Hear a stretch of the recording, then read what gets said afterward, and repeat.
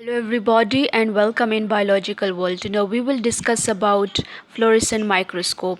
अच्छा fluorescent microscope में fluorescence use होता है. बहुत ज़्यादा chemical substance होते हैं जो कि light को absorb और emit करते हैं different wavelength से.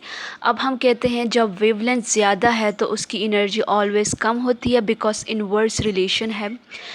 तो कुछ सब्सटेंस ऐसे होते हैं जो कि लाइट को एब्सॉर्ब और इमिट करते हैं. ऐसे केमिकल सब्सटेंस होते हैं, उन्हें हम फ्लोरेसेंट बोलते हैं और इस फिनोमेना को हम फ्लोरेसेंस कहते हैं. और फ्लोरेसेंस का जो ये फिनोमेना है, हम ये फ्लोरेसेंट माइक्रोस्कोपी में अप्लाई करते हैं.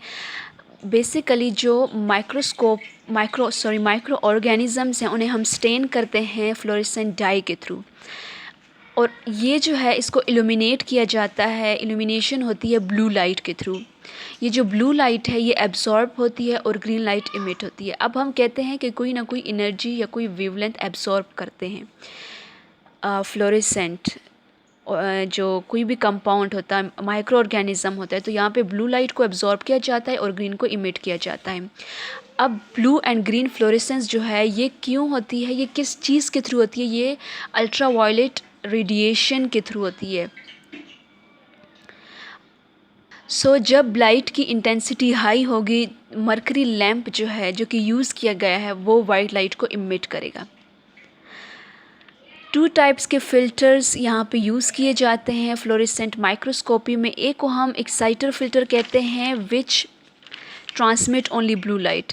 एक्साइटर फ़िल्टर ब्लू लाइट को ट्रांसमिट करता है और बाकी जितनी भी लाइट के कलर्स हैं उन्हें ब्लॉक कर देता है. और ये जो ब्लू लाइट है ये डाउनवर्ड की तरफ जाकर एब्जॉर्ब होती है स्पेसिमन, यानी स्पेसिमन इससे एब्जॉर्ब करता है, राइट. और जो सेकंड फ़िल्टर है वो है बैरियर फ़िल्टर, जो कि ब्लॉक करता है सिर्फ ब्लू लाइट को और अलाउ करता है ग्रीन लाइट को ताकि वो पास हो और आई उसे विजुअलाइज़ कर सके. बिकॉज जब स्पेसिमन ग्रीन लाइट को इमिट करता है तो आई उसे विजुअलाइज़ कर सकती है. विदाउट इमिशन आई परसीव नहीं कर सकती. नाउ जो ब्लू लाइट है वो रिफ्लेक्ट होती है डाउनवर्ड स्पेसिमन की तरफ. किसके थ्रू? डाइक्रोमेटिक मिरर के थ्रू. ये रिफ्लेक्ट होकर ही एब्जॉर्ब होती है. जो स्पेसिमन है वो स्टेन होता है विथ फ्लोरेसेंट डाई. जो सर्टन पोर्शन है स्पेसिमन का वो रिटेन होता है डाई में और कुछ डाई नहीं होता. और जो डाई होता है वही विजुअलाइज हो सकता है. फिर जो स्टेन पोर्शन है वो एब्जॉर्ब करता है ब्लू लाइट को और इमिट करता है ग्रीन लाइट को, विच पासिस अपवर्ड, जो कि फिर अपवर्ड की तरफ पास होती है.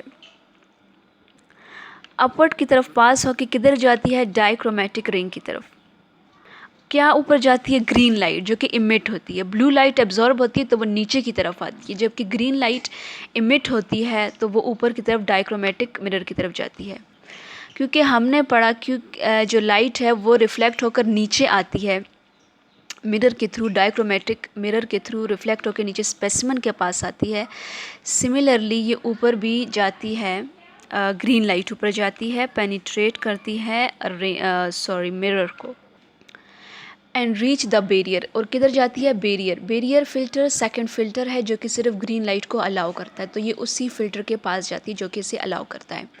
जो ये फ़िल्टर है ये अलाउ करता है ग्रीन लाइट को कि वो पास हो जाएं टू द आई की तरफ जाएं और ब्लॉक कर दें तमाम रेजिडेंट ब्लू लाइट को from the specimen which may not have completely deflected by the dichromatic mirror.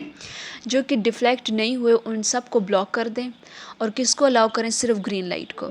और ये जो बैरियर फ़िल्टर है ये सिर्फ ग्रीन लाइट को पास करेगा जो कि इमिट होकर ऊपर की तरफ आएगी.